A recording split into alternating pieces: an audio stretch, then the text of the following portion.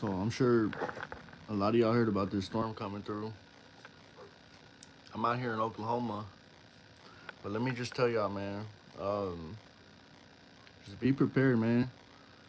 Get y'all some water, some candles, um, extra batteries for your phones. Get you some cans, baked beans. Um, um, get you some extra blankets. What I'm gonna do when I get home tonight, I'm gonna cut down some trees around me. Stack some wood up in my garage. I got a fireplace. Get you some lighter fluid. Get you get you plenty of lighter fluid because gas lines may go out. You never know. Okay. Um,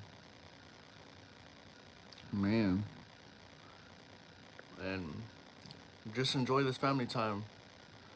If it's out of our hands, it's out of our hands, y'all. Just come to peace with God and what you've done in life. I mean, it may be nothing, but it may be something. We never know. Just be prepared and let's all let's all pray that the worst doesn't come.